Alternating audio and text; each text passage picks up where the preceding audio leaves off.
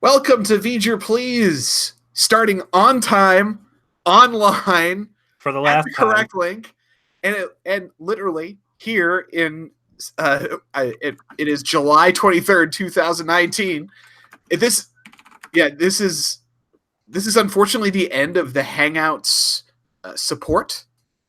So this is the last time we'll be able to do a live broadcast using this format. Though we might try and figure out some other way to do it, but it literally took until the end of the support for doing live streams through Google Hangouts for me to manage to do this correctly. But I did it. My hat's off to you, Joe. It's been a long time. And I'm almost 36. This shit is hard. Well, it doesn't get easier into 37. I'll tell you that right now. But welcome to our Season 3 Rest in Peace. We are excited. We have finished the first 40% of Voyager. I would say the first major act of Voyager is over, and we are heading now into perhaps the more famous and both beloved and reviled parts of the show. And a lot of momentous things are about to change, so it's a good time to look back and take a look at the season that was, what we liked, what we didn't, what we think of the changes to come, what some theories some of our fans have about things we talk about on the show. So I'm excited to dig into this, man. How about you? I've been looking forward to this for a while, and looking back and doing my homework on the notes, this is a long-ass season. We have covered a lot of ground. I want to say that season 2 topped out at 16 or 17 episodes, maybe. No, season 2 was a full load. It was 26. You're right. Yeah, it took us longer to do this because we had some weeks we took off. We almost had a whole month we took off. So we started doing season 3 in December of last year, and it's taken us until now to finish it. So covered a lot of ground, and most of it's been pretty good. Looking back through the notes, I've really enjoyed. I dare say I loved season 3. Okay. I gotta already stop you there. I went back as part of our homework that we do for this process, and I looked back at all the episodes, and I will agree that there was more like B- to B episodes. Like there's a greater quantity of things that were like, this is fine or this is pretty good. But when I actually like looked at what are the A episodes versus what are the F episodes, the Fs still deeply outweighed the A's. No. Yes. There are some very, very potent Fs in there, but I think overall I counted, and I just did like a check and an X to say what was good and what wasn't good. And I came out with 18 good episodes out of this season. I guess there is a difference between you and I about what you're willing to say is good, and I guess I have a stricter sense of that. And you know, I think that comes down to this is new for you, so perhaps maybe you have a greater appreciation for it as a consequence. Like you're discovering something fresh to you. Like this is untapped Trek, and you didn't know that some of it was actually good. Maybe that's the yeah, but I mean, shouldn't that have been the way that you watched it too initially? I mean, the first time you watched it, albeit back in the 90s, it would have all been new to you as well. So I wonder if, well, you seem to have a pretty negative opinion of it during your initial run through.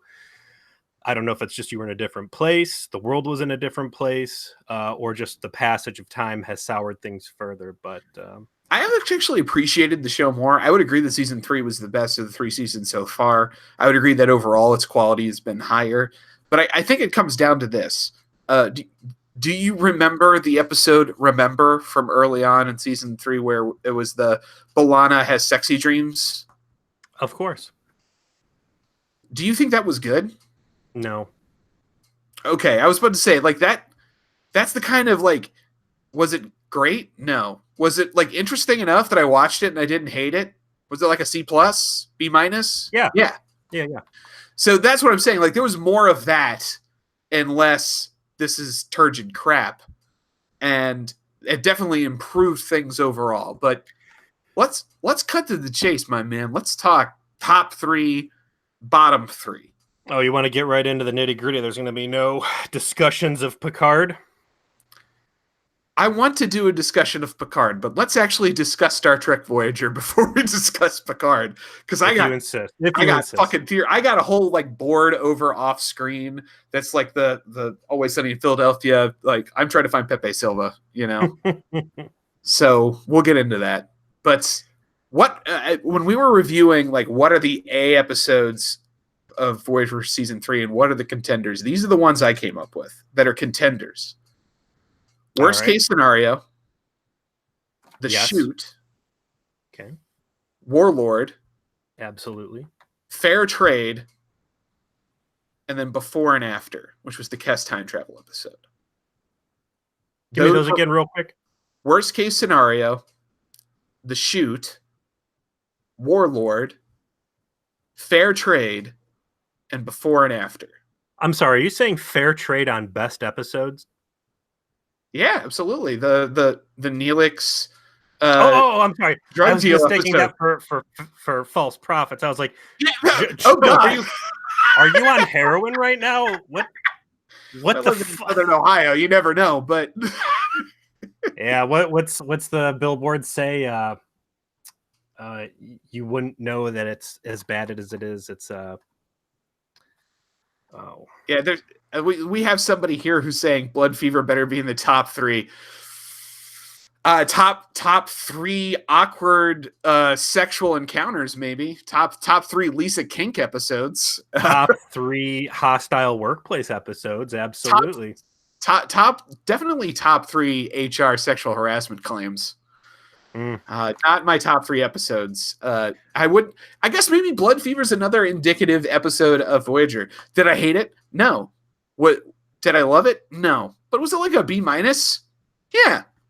I mean, it had a ridiculous ass ending, but it was like trying to do something interesting and then, turn the Vulcans all into a bunch of space rapists. But there is something that happens, especially on these long episodes or these long seasons, where you forget the details and you just see the peaks and the valleys. And I think that's what comes to define a lot of these episodes looking back on it. Like, man, I remember this one really potent thing that was really awesome. And it kind of just colors your entire opinion of that episode. Blood Fever certainly had some of those elements to it. But I think for my best episode spread, I went with Warlord, which I've gone on at length about why I liked it. Fair Trade, and that was the Neelix necrotic expanse drug deal gone wrong. I put Unity on there, which is where we have Chakotay joining the Borg hippie co-op, and then Worst Case Scenario. So we've got a lot of overlap between those 2 lists. I did not put The Shoot on there because I can recognize why people liked it a lot, but we are awash in jail episodes. So yeah, it's true. The jailbreak is not exactly new ground. It is soiled old ground. But it's definitely the peak of the jailbreaking. Like Shanks and everything. That's pinnacle jail. I did a count. There were 11 jailbreak episodes out of season 3. 11. So less than half, more than a third. Yeah. Of the episodes involved some kind of jailing. What are you going to go with your best episode? I'm going to start with my third. I'm going to work my way up. All right. Okay. In third for me is Warlord. I felt like it was a great Kess episode. It gave Jennifer Lean a unique opportunity to like play outside of her comfort zone. I was torn. I wanted to pick either Before or After a Warlord as my third best. And I chose Warlord because I felt like she got to shine as an actress a lot in that. It went to interesting headcanon places with her psychic abilities. It was a well-structured episode. The fact that she, kind of slinked around like a sexy vampire cat trying to hook up with everyone was hilarious. And then in the end, like the mind confrontation she had within her own brain, like there's so much going on there. I thought that's worthy. My second was actually The Shoot, which I know isn't on your list, but it is the episode that actually cements Tom Paris and Harry Kim being bros. And that's supposed to be such this big thing in the show, and that's supposed to be define their relationship. And that is the episode that finally like pays that off and like makes that a thing. And it's also like the only episode in the season where I think Garrett Wang gets an opportunity to like be an actor and be a man. Be a man, demonstrate some ability. And so I just really like that for canon reasons that is in the season, and that was as good as it was. I just loved all like the minor characters playing out the space madness shit from the prison, like playing the brain and how that affects Harry and Tom. And like at the end, it's not just like washed away. They're like dealing with the consequences for a little bit. And then my best is Fair Trade, because I feel like that paid off so much about Neelix's story and made me like him as a character, which I thought would be impossible. He's the filthy space cat that got the entire ship sick with cheese. And here we are, really like seeing this guy having gone on a journey and changed as a person and being confronted with his past and willing to lay down his life and no longer be the cowardly space cat. And if I can make me respect Neelix, I gotta say that's just the best episode of the season. I went with Fair Trade as my number 3. All the things you said about the Neelix character development are absolutely true. But what I really loved about Fair Trade was the amount of world building that they did by describing this little rinky-dink space station on the edge of the Necritic Expanse and fleshing out what the Delta Quadrant could be when they really put the effort into to make it a place that's real and lived in. Agreed entirely. Yeah. Agreed entirely. My number 2, I went with Warlord. I'll be the president of the Kess fan club. This could have been such a hokey shit script episode, but I think everybody just sold the hell out of it. It was a lot of wild decisions out of Janeway to get involved in civil wars, and it was a very heavy action episode, but I think it did a great job putting Kess in the helm of carrying an entire plot and making some pretty big decisions. I liked seeing the practical effects, which we'll get into a little bit later. Those little tubes on people's faces shooting blood everywhere. Her sexy cat time. It was a fun episode with some really good, thematic changes to the way that these characters work. But I went with Worst Case Scenario as my top pick. It was fun. It was, of course, the return of Seska. It was it spoke to me as a gamer in this holodeck adventure that they had.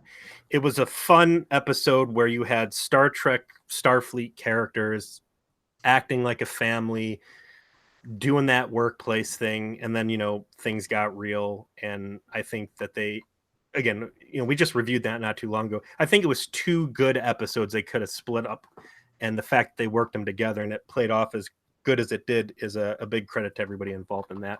I'll remember that one for a long time. I'll remember all 4 of these for a long time. And let's give the shout out where it's necessary. Talking about Worst Case Scenario, Jack, you are a legend for creating your choose your own adventure story interactive game for Harry Kim's playthrough. That shit is amazing. And forever, Worst Case Scenario will be in my heart simply because I still haven't beaten your game. I'm gonna sit down and try and figure out a way to beat it here shortly. But I spent a couple hours at work trying to do it. Couldn't do it. My phone almost ran out of power. So hats off to you, man. We give you a shout out in one of the episodes we recorded, so that'll be kind of awkward in terms of the timing. But you deserve every mention of it, man. That was amazing. I want to call out to our chat room right now. There was a question as to how many shells were destroyed. I don't know. I ran out of fingers sometime halfway through season 2. They run out of they blow up shuttles like I throw away straws from McDonald's cups. Like whatever. Discovery shows that in the 23rd century there was 15 billion shuttlecraft on the Enterprise. So Voyager's just got them packed away somewhere. The overhead bin compartments. No, but yeah, there's definitely a theme, I think, to the best episodes that we've picked. It's stuff that isn't really heavily focused on the ship. They're mostly planet side episodes, I think, from what we've described. And it touches a lot of the tertiary cast members instead of focusing in on the big ones, with the exception, in my case, of Unity, which was obviously a Chakotay heavy. Let's get to the good stuff here, Joe. This is what people came here for: the worst episodes. The most fun I had going back over our episodes, because we spent essentially 7-8 months watching the season of Voyager and recording episodes and editing. And then some of the stuff isn't fresh in my mind anymore, right? Like, we watched Basics Part 2 before Christmas. And you have to sometimes reacquaint yourself with what your opinions were of something. Fortunately, ours are recorded. So I went back and I listened to, I knew this was shit. Let me go listen to this again and see precisely how much shit it really was. And boy, oh boy, there are some massive turds in season 3, some ones that we did not enjoy. I will say that most of them happened in the first half of the season. Here's my list for the contenders for bottom 3. The Q and the Gray, Flashback, Basics Part 2, False Prophets, Sacred Ground, which I defended at the time, but in retrospect, right. I recognized that it was not good. Yeah. Coda, Displaced, which you may forget what that episode even was. That's the one with the sad sack. Sad sack. Yes. Scorpion Part 1. Because we spent 2 hours talking about how much we hated it as a contender. What are your contenders, sir? I loved season 3, and it is a shame that the low points had to be so catastrophically fucking miserably low. I was not able to come up with a full 5 contenders to put in my worst episodes. There's only 3 terrible episodes in this season, and they are so fucking bad. They are the 3 worst episodes I may have ever seen in any Star Trek property, period. Yes. I know what ones you're going to pick too, and they're probably the same as me, but you start us off this time. Scorpion Part 1, The Q and the Gray, and False Prophets. Scorpion, obviously 2 hours into blasting this thing with all of the cannons. Like, the offenses here isn't that they're just bad episodes. And in the past, my big complaint is I don't want, the worst offense that this show can do to me is make me feel like I've wasted my time. It's not the case. These 3 episodes have really transcended the 45 minutes of life that I would have been willing to give to them, and just tore at the very fabric of not only good TV, but Star Trek. Scorpion Part 1, the completely bonkers decision chain that Janeway goes down. Q and Gray for cosmic level fuckery. And then False Prophets for dragging Gilligan's Island into Voyager and doing it so terribly, terribly wrong. Joe, what'd you have to settle as your worst offender? Before I give you my bottom 3, I want to give a very dishonorable mention to Flashback. It is not among my bottom 3, by dint of 3 things being even worse. But holy shit, did I forget how much I hated that episode. Which one was Flashback? That was the one they did for the Trek anniversary. Oh, yeah. LARPing with Sulu. LARPing with Sulu. And it was the minimal LARP effort redo of Star Trek 6. My beloved favorite Star Trek 6. I know that I have a unique hatred for that episode because of my undying love of Star Trek 6 and how it was basically a low-rent community theater version. That's my exact quote from the episode version of that movie. But I just want to say one last time before hopefully I forget about it forever, fuck you to fucking Flashback. You ruined something beautiful for me. But it is not in my bottom 3 because I had to sit on Flashback and really stop and think I know I liked everything with Sulu, but was it a good episode? And just reading through my notes, I'm this was just that was a waste of time, and it was stupid, and they squandered what should have been an awesome experience and just turned it into crap. Like that was pretty indicative of what I thought the majority of season 2 and season 1 low points were. That was Yes, a hard throwback. That is an episode that felt like a season 1 or 2 episode. Yes. And another episode that felt like that, another dishonorable mention, is Coda. I don't want to let it off the hook. It is not in the top 3 by virtue of the fact it does not do disastrous ruination of existing Star Trek canon. Like, that's it. Like, that's the only thing I can say it didn't do. It was that episode had everything. It had bad writing. It had inconsistent understanding of what its own plot was. It paid off in this bizarre way where, like, literally there's a evil space dad, devil Hitler, in everyone's brain trying to suck your soul. I mean, that's what they do at the end. And going back to the tent post, like, that's what I remember from that episode, and like how bonkers it is that there is a parasite demon that will suck you off to hell, and that is a thing in the Delta Quadrant, if not just space in general. Like, it's so crazy it almost becomes a cherished memory.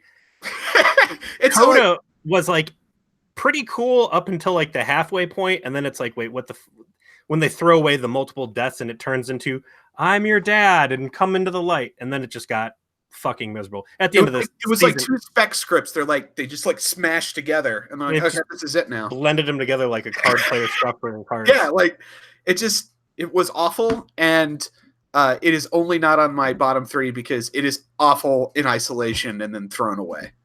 My bottom 3 are the same as yours. I think the order is different. My third worst was False Prophets. I want to remind everybody that in the episode False Prophets, 2 Ferengi off camera beat up an armed Federation security detail and then escape to their shuttle, get into their shuttle, escape from inside Voyager in their shuttle, and then manage to step after step fuck up the 3-foot putt Voyager has to go home via a wormhole that they could have got into and left at any time. That is what they do in that episode. They give you the ultimate out for the crew, and they're not taking it because they're too busy putzing around with some leftovers from season 3 of TNG, some minor character jabroni fucks. False Prophet should have been a 5-panel comic out of a Mad Cracked magazine. Yes, that's how bad it is. My second worst is Scorpion Part 1. It is because while the damage they do to the Borg is severe, and we spent 2 hours talking about it just recently, so I won't rehash it, they ultimately do some interesting things out of that. 7 of 9, I'll defend 7 of 9 to the death. I think she ends up being a great character. These are saving graces for what otherwise is just like, what are you doing? Why are you doing this?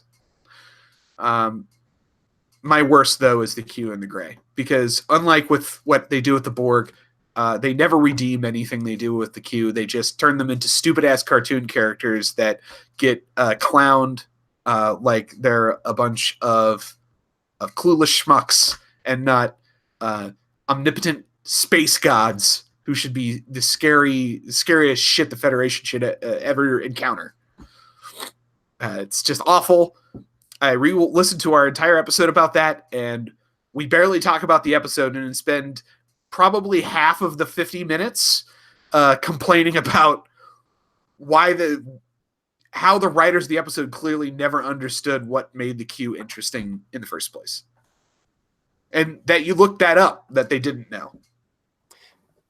Scorpion and Q and the Gray take old TNG toys and they break them, and they do some pretty serious damage.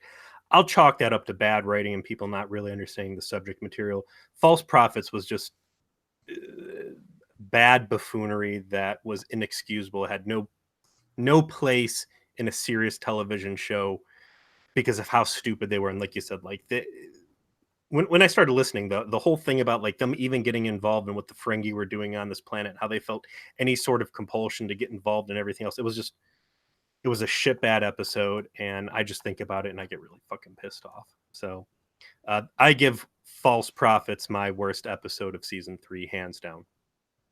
All right, so there's our top 3 and our bottom 3, but we have some special awards to hand out because this is our Oscar night.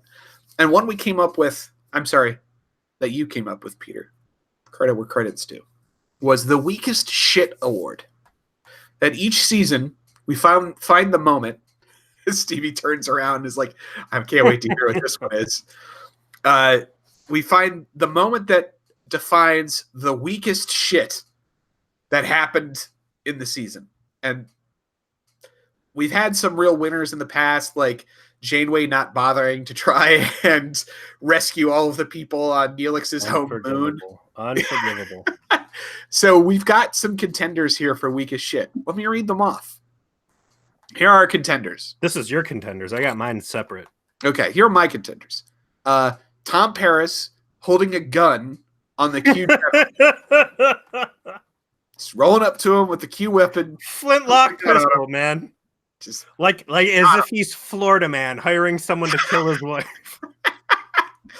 And then there's Tom and Harry talking shit to Q in the holodeck fuck palace. Like he's just some asshole and not someone that can snap his fingers and turn him into turnips. Not someone who put Jean-Luc Picard and the rest of humanity on fucking trial. Everyone from Star Trek 6 acting effort in flashback. Kes touching the Hellmouth in Sacred Ground. Everything about evil space devil brain dad and Coda. Making no fucking sense about his existence whatsoever. Security guards getting beat up by unarmed Ferengi. And then Seska and Lon Suder's deaths in Basics Part 1. That was some weak shit too. Yeah. That is what I started my list off. My weakest shit list. And here's the crazy thing about season 3. So I love it. There's only a handful of episodes that I wasn't really fond of. Only 3 I outright hated. A very potent 3. But man, was there just dumb shit all over the place. Starting with, like you said, the decision to kill Lon Suder and Seska. We joke about this heavily. We, have deified, put on this divine pedestal Lon. But it's, that's how bad the character selection can be sometimes in Voyager, that when you finally have someone with a cool story arc, Seska, Lon, I want more. I think these people could have added some real depth to the regular character cast, and the decision to kill them off is inexcusable. I also had everything about the fucking Ferengi, from their buffoonery escape, security detail, to them missing the wormhole that they could have easily flown through and shut the series down, which don't even put that on the plate if you're not going to do it. That terrible. The subdermal implants I found to be some of the weakest shit out there when they finally do break them out in the spiritual journey. Of course, the Q and the Gray gun rush and that entire series of events. I also want to give a special shout out to Janeway in Swarm, where she says, fuck the Federation. We are going to invade Swarm space because I'm not willing to put 15 months of travel time onto our 70-year journey home. That is a token of some very irrational things that Janeway has engaged in over the course of season 3, where she, will take a real strong stance on Federation morals one moment, and then the next moment do something. We're not going to get involved in this planet's conflict, or, hey, fuck it, we're going to go in guns blazing and try and pull our people out. Along with that, I also want to say one of the weakest shits was Janeway's complete lack of hesitation to send a 14-year-old girl to space prison for life in the shoot. That was no chill whatsoever in doing that. Yeah. Anybody else out in the chat room have any other mentions they want to throw out there before we crown the weakest shit of season 3? I'm gonna be honest with everybody that's watching right now. I'm not sure how it's gonna be possible to top Tom Paris putting a gun on the Q general. You can't even say it with like Yeah. With like, I feel we're gonna do Dragon Con again this year, and I feel like one of us should be in a Starfleet uniform with like a pirate's blunderbuss, and the other person should be dressed up like a Confederate soldier to reenact that fateful scene of Tom Paris pulling one over on the general of the Q Continuum Authority. Like, if our Q of the John Delancey Q is supposed to be like just a normal, like regular Q, that means like Tom Paris managed to get a gun on the Q Elder, like the Q head honcho, like a super Q. The Just Q like, provisor. yeah, the Q provisor, like he was a fucking nobody. Mm-hmm. Just, Joe, what's your weakest shit for season 3? Can you beat the Flintlock holdup? There's a lot of contenders.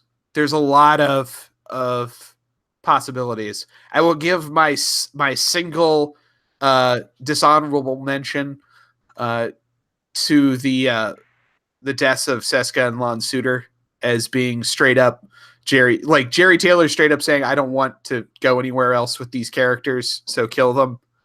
Such a fucking waste. That's awful, but nothing's going to top Tom holding a gun to Q General. We do have someone in chat saying that Harry taking Voyager on a tour of LA and Future's End was some pretty weak shit, but like Harry's held accountable for that deeper in my list of awards. Don't worry. I didn't forget about that. Yeah, it's funny, like Future's End as a two-parter, it ends up kind of just being pretty medium. It's not the best nor the worst overall. Nothing in those episodes are particularly like stand out aside from how 90s everything is. Mm-hmm. But yeah, I'm gonna say Tom holding a gun on the Q. How about you, man? There are some very terrible things that were done in season 3, but I'm going to say that without a doubt, the weakest shit in season 3 was the stupid decision to kill Bruce Willis's wife with a gun, because in the future, if you are going to go to jail for any sort of murder and you're going to write a whole story about going back in time because it's easier to kill people in time, there should be no guns. Okay, this part just completely destroyed Looper. So bad to the point where it just completely spoiled my entire fun of that whole episode, whatever episode it was supposed to be, where we ended up talking about Looper and said, I cannot forgive it. Bust her over the head with a stick, let her slip on a puddle and hit her head on the corner of a table, let her die in the house when it's on fire. But your co-thugs should not have guns if murder is illegal and you're there to kidnap someone for time travel. Murder. It's the weakest shit, without a doubt. I can't get over it. Listen,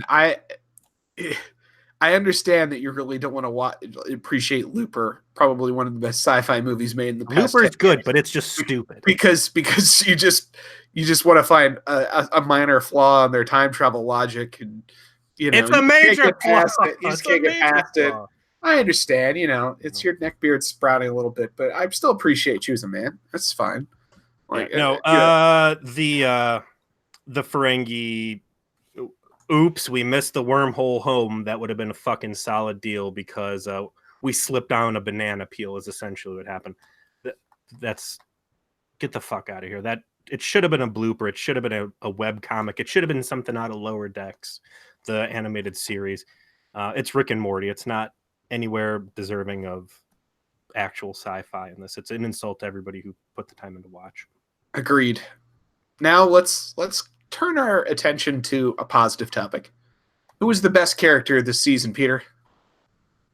It's funny how they jumble these things up every season. Who gets to be in the hot seat and who's going to go sit in the dummy corner? Neelix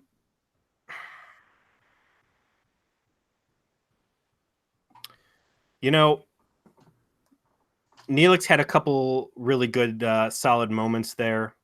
But I'm gonna have to say the boss, the guy who really came through, Chakotay, believe it or not. I have him as a contender, much to my chagrin. Like when I looked back at the season, Chakotay really didn't disappoint me at all. Chakotay had a couple really good episodes too. he had this very deep hole he started, and he started crawling out of it a little bit in season 2, but in season 3, I think they really did a good job distancing himself from the politically incorrect lie of a cultural background he came out of, um, and turned him into someone who was respectable. They turned him around from being a substitute teacher to a force to be reckoned with. I really enjoyed his use in the worst case scenario where he lays down some very hot takes on Janeway's authority. And then in Scorpion, which was garbage, he becomes this line of reason that really endeared me to him. Um, Honorable mention, of course, to the Doctor, who had several amazing episodes that he got to play in and flesh his character out. Kess, who did a great job the whole way through. But Chakotay, the monumental task of turning him from a clown into, one of the strongest producers, gets him my vote. Well, I will say Chakotay is the most improved, and my second choice. He's my honorable mention for all the reasons you just said. My favorite's Kess. 2 of my episodes I was strongly considering for top 3 are Kess episodes, and obviously we know that she is not long for the Voyager world. It's our last chance really to appreciate her, and as much as I feel like they kind of brushed her off, however you want to say it, Warlord and Before and After are fantastic, and they're fantastic because of her.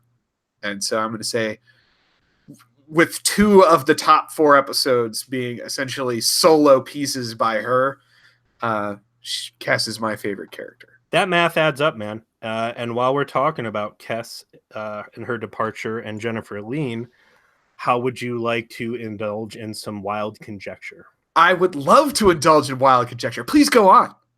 I started reading up on what exactly happened, but with how far we strayed off on the Scorpion podcasts, I didn't get into it. You're a big Star Trek fan. I'm a big Star Trek fan, and it's hard to find information on what happened with Jennifer Lean. And we've talked before how Hollywood works and, protecting your career and this and that. Kate Mulgrew had a very hard time by multiple accounts with Jennifer Lean exiting the show. The final scene between her and Kess seemed to be very teary. I couldn't find anything solid, but it seems to be commonly believed that both Kess and Harry Kim were initially on the chopping block. They wanted to bring 7 on. There's some talk that the studio didn't want to pay for 10 big actors. And by most accounts, Garrett Wang was going to be the one that got cut loose. They had him covered in all the alien snot that was giving him a very slow, painful death. And in the season break between 3 and 4, he kicked his publicist in the ass and said, "Hey, get out there, get my name out." And somehow Garrett got himself voted one of the 50th most beautiful people by Time magazine. What? And some accounts say, like, well, Voyager didn't want to give up this newfound, talent and attention by cutting one of the most beautiful people loose. So that's kind of like the public story. And then I found, believe it or not, old Reddit there. Why did Kess leave Voyager? And it gets into some pretty scandalous accusations that Jerry Taylor wanted her son, who you know is Borix, to date Jennifer Lean, and Jennifer Lean wasn't having it and said no. And there was some backlash, and in the following months, it was decided that she was going to be scooted along. Thank you very much. Wow. Okay, so the theories are either that Garrett Wang, in what I can only state is the Jess McConville glorious appearing, got voted one of the sexiest people alive somehow. Did they just really need someone Asian for the list, and he was the only one that, like? I mean, think about it too, especially in the 90s.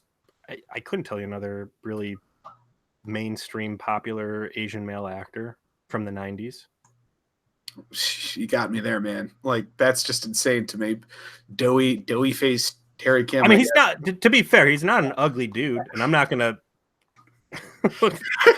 Stevie had some shit to say there. I'm not. I'm not a fucking Adonis over here with a chiseled chin. My doughy ass ain't gonna be calling '90s Garrett Wang doughy by any account. But I don't know. A little hard to believe. But then the other one though is that's some dark Hollywood shit. Like I find that more believable, to be honest with you.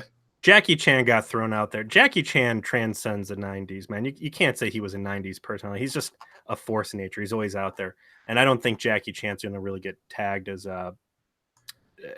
his primary talent isn't going to be attractive. It's going to be badass stunts in his own movies. He's also not sitting heavy, nor is Jet Li in regular, primetime programming. They're movie stars, not the normal stomping ground for those types of lists. What was the worst character? I'll tell you which one it is. It's Janeway. I don't even have to think hard about it. I when I was going back, Janeway's like the problem, and most of the bad episodes, like, I'm not even gonna say again that it's Kate Mulgrew's fault. It's these writers' fault. They write her character to be the fucking worst all the time. And it is so painful and so awful. But it accumulates. And it's like episode after episode, she's the worst part because they have to have her make stupid-ass decisions. And the shit in Scorpion is the primary example. Like, Scorpion Part 1 is about Catherine Janeway, a woman who thought it was unacceptable to give the fucking Kazon a fucking replicator. That it is perfectly fine to give the Borg deadly bioweapons so that they could defeat the only thing that's ever been seen to be able to defeat them. To give the Borg a hull pass and a life vest, a wooden door so they can survive the Titanic and come back and destroy the fucking galaxy. Yes. Janeway does that. Like, it's a lack of consistency. She's hard as nails for the Prime Directive, and then she'll be hard as nails against common sense in the Prime Directive. It's she's like fucking Two-Face, man. One side of the Federation tokens all cut up and covered in dog shit, and the other one's, still stinks like dog shit because it's on the other side of the quarter. You can't, these episodes, they reset themselves. The characters don't remember what happened last week, but I do, and it drives me nuts. Janeway was one of my two people I considered there for that Federation double standard. And we can go right down through the list of all the bad episodes, and they heavily feature her and these unilateral, stupid decisions that endanger everybody's life and just beg for mutinies that we never get. My other big contender for it, coincidentally, is Harry Kim, who, aside from the shoot, is a clown and a buster pretty much this entire season. Yeah. Highlights include flying Voyager over San Francisco and super contaminating the shit out of the timeline. Getting completely cuckolded by Tuvok in the catfish episode with the holodeck pleasure. You remember which one was that? Oh yeah. That's I know what one you're talking about. Which was a pretty sweet episode. I like that one. Him being afraid to commit to a 3-way on Cougar Planet. Yep. As well as the bevy of crimes he commits unprompted. I mean, ultimately, sure, they were trying to suck his soul and turn him into a mummy or whatever, but still, he didn't have proof, and he did just flat out murder that lady unprovoked just because she wanted to touch his pee-pee. Harry Kim. And let's not forget the biggest sex with the T-3000. I'm just saying. Also that, and let's not forget the immediate follow-up: Harry Kim being all about having sex with Tom and Kess's child.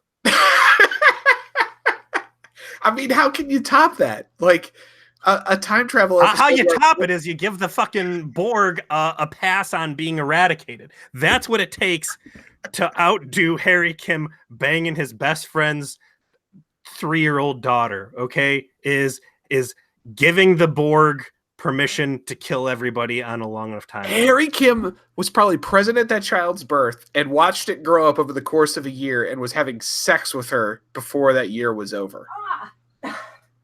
Yeah. The way that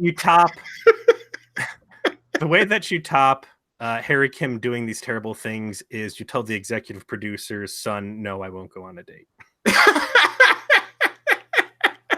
Oh gosh, poor Jennifer Lane. Things have not been the same for her since. I want to clarify too, just for the record. I mean, that's shit I read off of Reddit. God only knows what the truth is. I'm going to Dragon Con again this year. Heads up, Garrett, if you're out there and if you're running another Trek track Voyager panel, I'm coming with some fucking loaded questions. So you better watch your ass, buddy. Thrown out. Yeah. You know, maybe I will get thrown out. Oof. We've got some more awards here. I like these awards. Next one up, most sexy time. Because we really do need to, starting with season 3, we're going to need this one. You know? Man, and this is a hard one to put in there because we've had some real talk about this topic. Voyager started off as a very bold concept, and it took them a long time to find their footing, but they made some great new strides and really explored in different directions. Vidians, Skevians, Kazon. I mean, they're all things that seem kind of silly at first, but I think they found their footing later on or conceptually really grew on me. And then by the end of this episode or this season, by the beginning of this season, they just, they reach out and they tag in their partner, which is TNA. And I think it was a big betrayal of what could have been. But it was absolutely, studio interference, thinking like this is what's going to put people in front of the television, somehow forgetting everything that got them where they were. Not to say that there wasn't plenty of like skin tight spandex action with Marina Sirtis in the late 80s to early 90s, but it somehow felt far less exploitive than what they started to do in this season of Voyager.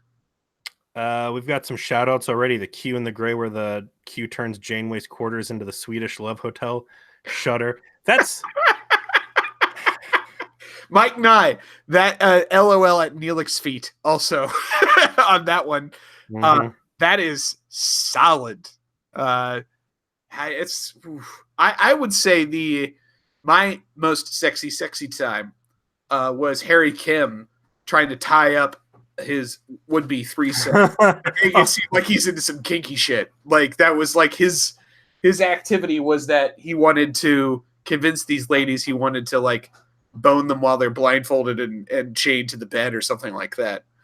That's my most sexy time. Here's my rundown. Of course, we had Planet Cougar, which conceptually was very sexy time, but their outfits were terrible, so I think we distanced ourselves from that easily. The Talaxian / Polynesian replacement for Sandrines, which was nothing but girls in bikinis and dudes in dong straps all the time. Shout out to Macroism, where they get the terrible CGI floating poopies to go in there and start attacking holograms.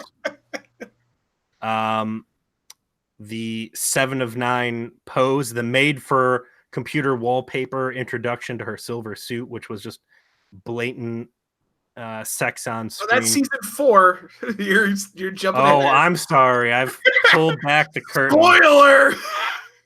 That fucking thing. So I'm gonna put my top rated most sexy sex time with the only redeeming part of False Prophets, which was the native population harem, which we titled Under Boob for Days, which is perhaps the only time that straight up lewd sexy time really belongs anywhere in Voyager, is in the presence of some nasty ass Ferengi flesh peddlers.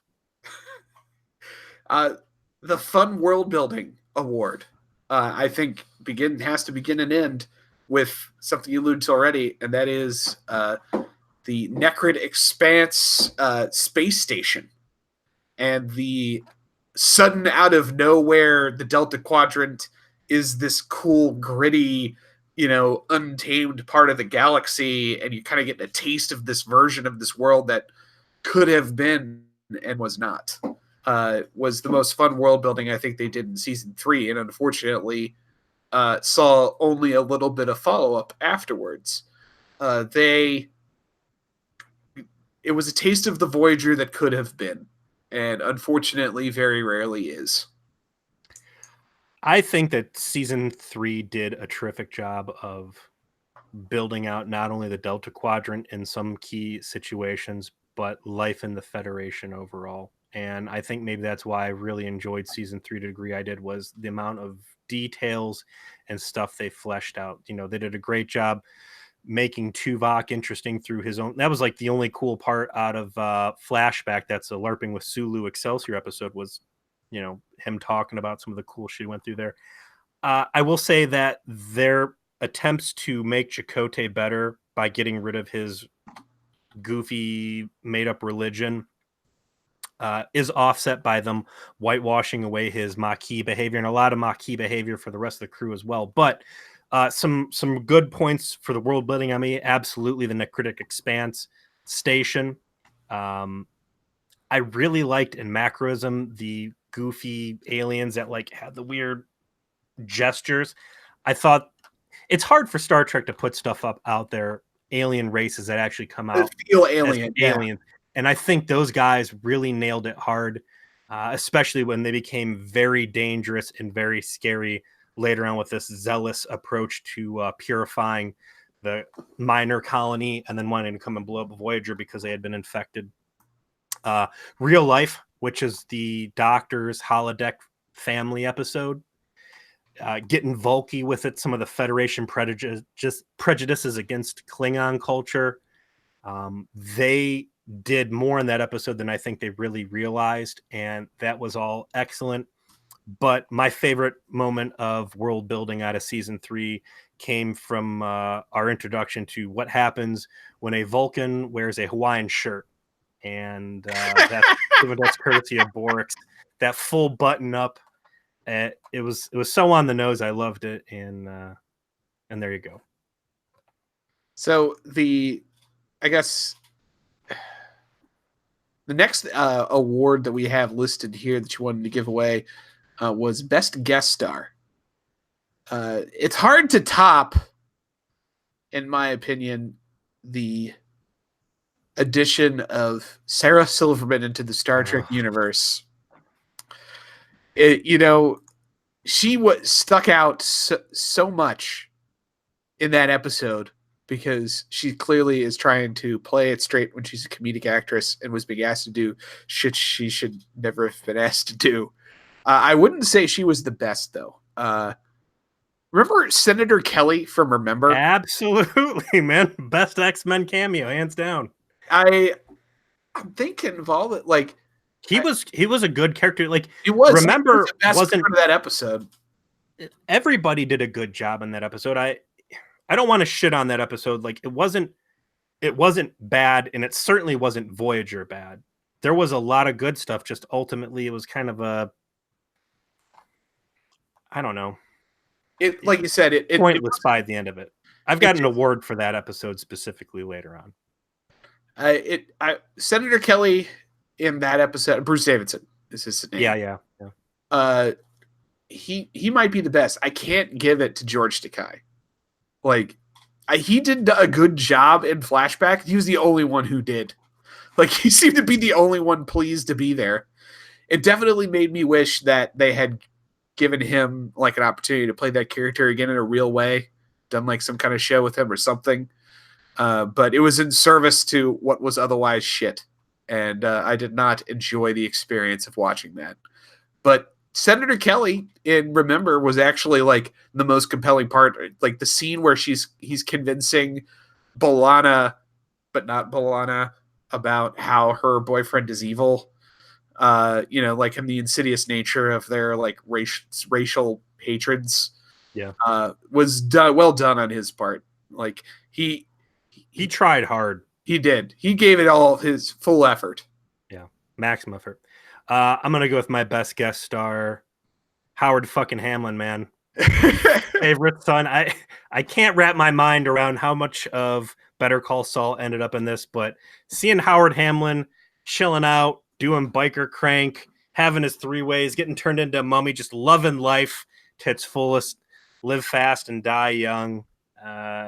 He is part of what just made that a great episode that I loved to hate and hated to love. It's magic. That's the fun of season 3 for me, man.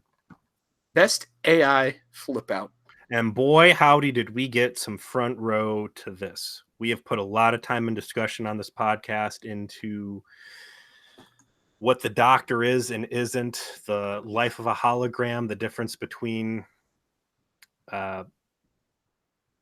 the divisions of labor between recreational holograms and utility holograms, and the antagonisms that can exist between the two of them. What are some of your memorable moments here? Well, obviously, you think of Darkling, right? Sure. Whenever you get Robert Picardo to dig out teeth prosthetics he's kept a hold of since he did a werewolf movie in the 70s, I guess, or whatever. That's special, and it's probably the most prominent version of that. Gosh. So let me tell you what I got. We've got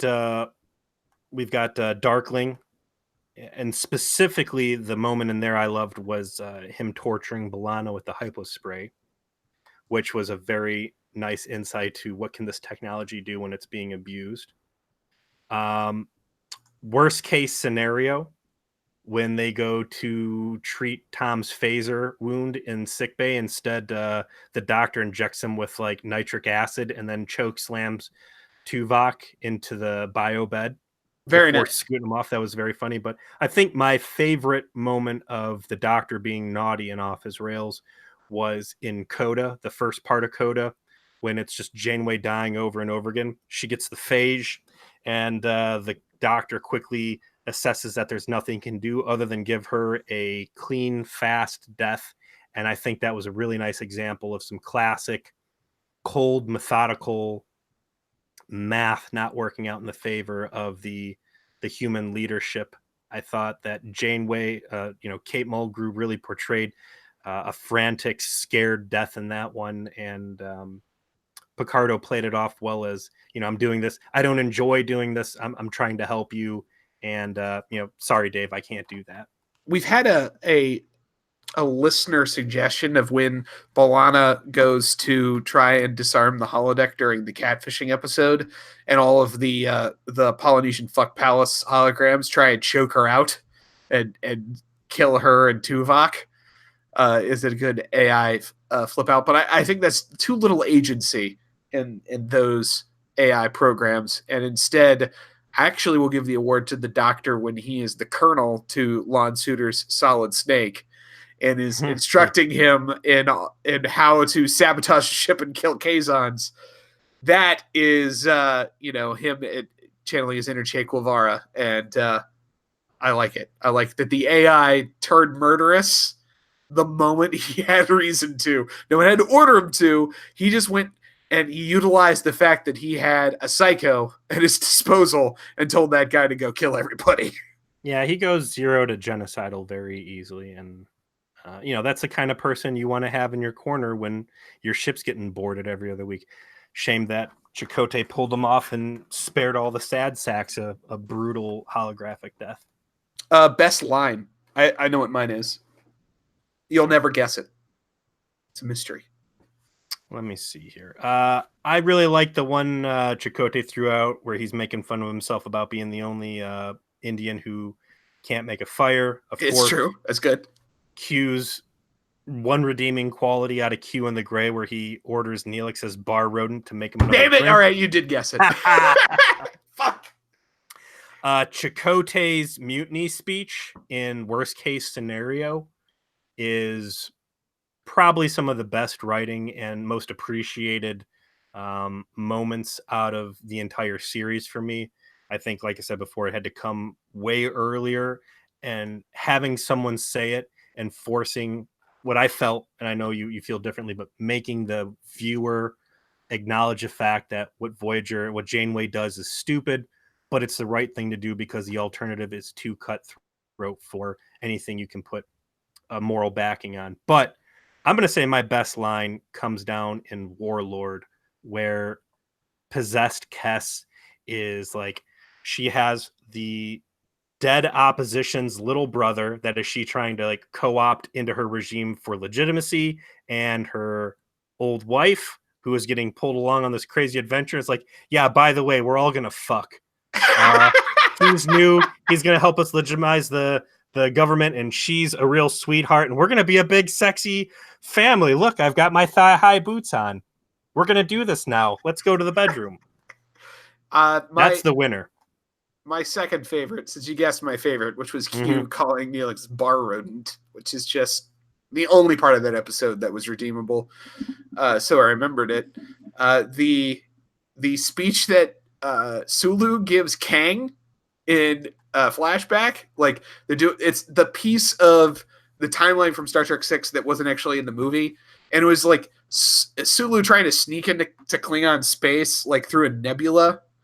And then Kang, played by the original actor who played Kang in the original series, being like, hey, what the fuck are you doing here? So it was like, oh, we're lost. My engine's out. Maybe, can you help me out? Can you get me out of here, buddy? Thanks, pal. You're the best, Kang. And is like, to Tuvok, like, shoot a fucking torpedo in that goddamn nebula. You shit. Light that shit on fire. Get that fucking Klingon piece of shit. Cause a disaster. Do it. Do it. So... That was my favorite bit of dialogue. Was Sulu like, what? Hey, what's going on? Hey, buddy, what's up? I liked it. So, we're at an hour, man, and we haven't talked about something that I feel like we need to talk about. And it's not exactly related to Voyager, but surprisingly is tangentially related to Voyager.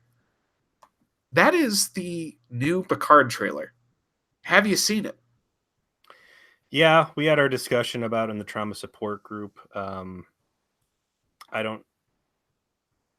scared. My fears are not being appeased here, and my butthole is fully clenched at this point. I am cautiously optimistic, is the way I would describe it.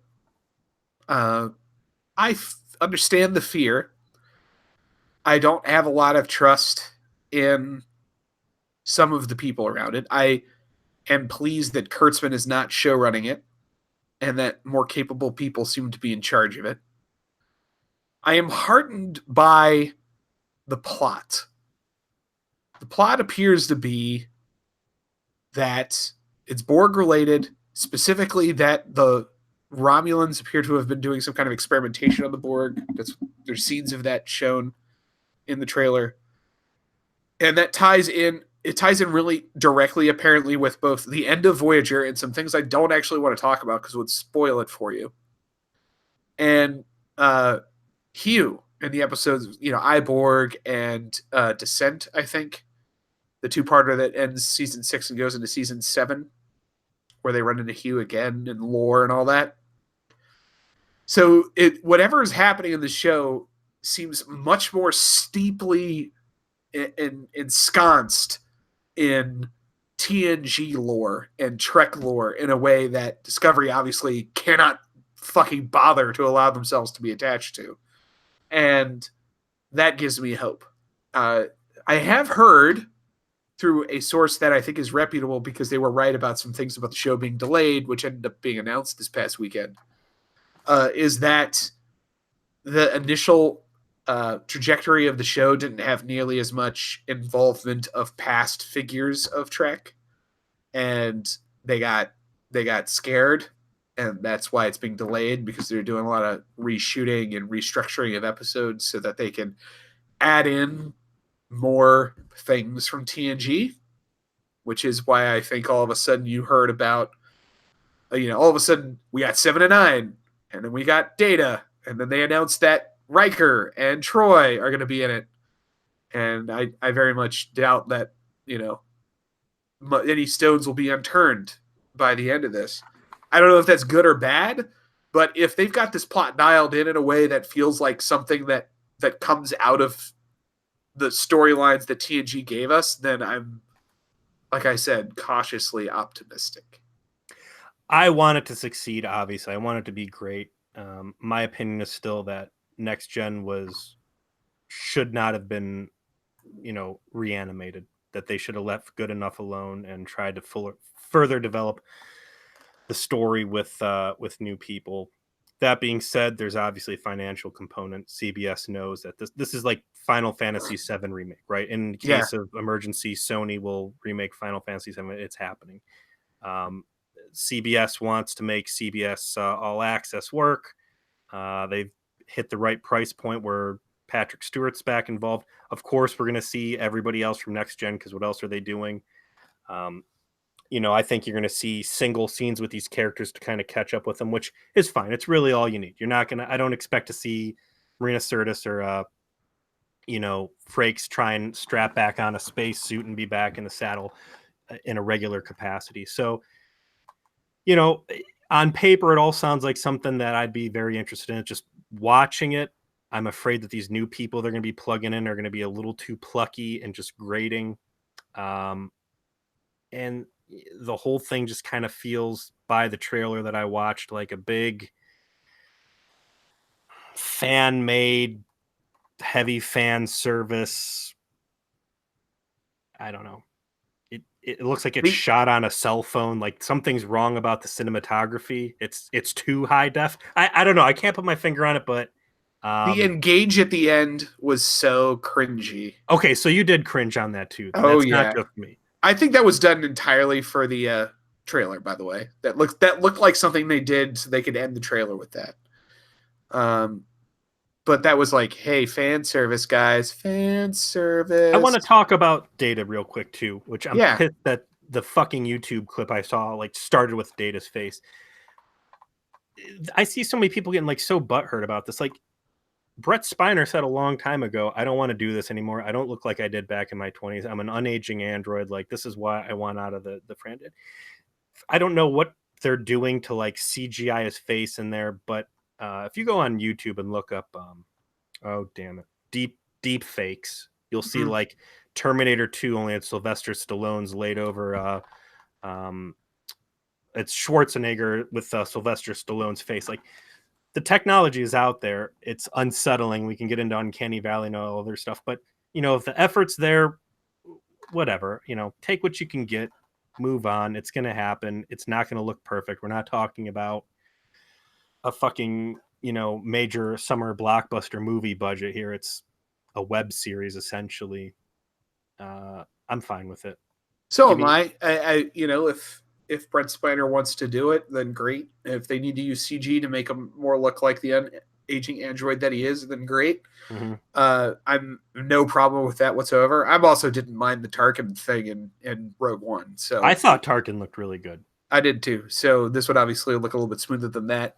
I find it interesting that the thing I saw the most buzz about was 7 of 9, which goes to show there's a whole sort of era of Star Trek consumers that love that character. Well, let's let the rest of Voyager speak on that, because right now the last thing that I saw was her standing in the pose and very clearly a sexy cat suit. So I believe you when you say that she's a great actress and that she really fleshes this character out. But right now, I'm not feeling it. And the decision to include her, is it something that's appearance based or is it something that's going to be some real merit? I'm looking forward to seeing your predictions come true. If the plot is what it appears to be about, which is some Borg drama as a consequence of the Romulans being makes dirty, sense to involve her, then her involvement makes sense. As is the fact that they're bringing back Hugh, the guy who played him, is in this. So, there you go. Those are the two big connections personally to the Federation and to potentially to Picard of former Borg drones that could be involved in this. So, well, we actually just talked about that too in Scorpion Part 2, which we haven't premiered yet. But if your biggest enemy to the Federation is the Borg, And you need to be merciless because they're going to be merciless with you. You can't move forward on this assumption that, hey, my brother just got assimilated. We can bring him back. They brought back Locutus. They brought back 7 of 9. Like, no, Borg must be eradicated. There can be no second chance to those who have been assimilated, because if you show hesitation, the Borg are going to fuck you up. So maybe exploring that. Like, again, this all sounds good. I want this thing to succeed. It sounds good on paper. You and I discussing it sounds good. It's just, who the fuck are these other people that they're going to be jamming into this as part of Picard's crew, who are probably going to eat up the majority of screen time with Picard? Are they going to piss me off and just be shitty casting choices, or are we going to get, some solid dudes out of this? Well, I think that's going to wrap us up. We're a little over time. I want one more. One more award? Yeah, okay. Biggest asshole. Who are you going to give your biggest asshole to? All right. So there were a few awards we haven't discussed, but I agree. The one I'm most interested in giving is biggest asshole. The biggest asshole award. Let me consider that for a second. Well, I have to think, like, when I think of the character that did the most asshole thing, it would have to be Tuvok, right? For what? Well, he did break the bro code with Harry Kim. Oh, he did, yeah. That's pretty. I don't think they have a bro code move. on Vulcan, though. That's true. That might not. Bro code is very illogical on most configurations. He. Well, you put some thought in this one. Let me ruminate on this. I want to go with B'Elanna in Remember for making the fucking Doctor go through the horror of having his little daughter die in front of him for a freaky square accent that for whatever reason he can't just magic away.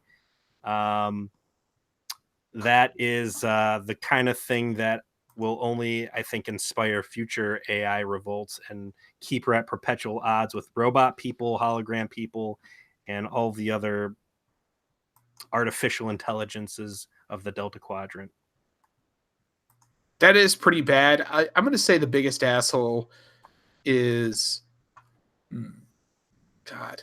I kind of want to say that the biggest asshole is actually Ensign Vorik for being a crazy space rapist that won't, allow himself to be contained. But he ends up just getting beat by B'Elanna in the world's worst fist fight, so I can't really say that. Hey, another biggest asshole out of that same episode, probably Tom, for not having sex with B'Elanna to save her life. Yeah, what a troll. Yeah. So there's a couple of really potent asshole out there. Ultimately, I'm going to go with my number one spot to Harry Kim's super annoying son in whatever that test time travel. That kid's voice just cuts right through me, and he made that. He probably cost that an honorable mention for best episode. So you know what? I found it. I found the biggest asshole. The biggest asshole are the entirety of the Voth, the dinosaur people, with super technology and transwarp that apparently do not give enough of a shit to do anything about the Borg. Why would they have to? Because species 8427 is already fucking them in the ass. And the dinosaur people, being an enlightened race, know that, hey, you know what? Chill out. Let nature take its course. Life finds a way. Jurassic Park, Jurassic Park, Jurassic Park. And then once everything's done, we'll get involved and clean up the rest. Like, the dinosaur people are just like, the Green Lantern Corps Guardians of the Galaxy dudes that just chill out and they steer things. They're like the responsible Q. They just, they want to believe that they don't want to believe in evolution. That's all. That's their fatal flaw. All right, folks. Thanks for joining our Voyager Please Season 3. Rest in peace. I hope it has been entertaining for you. We'll figure out another way to do live streams now that the ever handy Google Hangouts is going away. This will be uploaded as our episode this Thursday. So you can count on a review of Scorpion Part 2 to come to you on August 1st. I apologize. I don't have time to edit up a podcast on top of this. My birthday's on Thursday, and I'm turning a decrepit 36. So I'm going to be cruising on roller coasters at Kings Island. Peter, I know that you will spiritually identify with the roller coaster life. So we'll get you some extra Voyager Please action next week.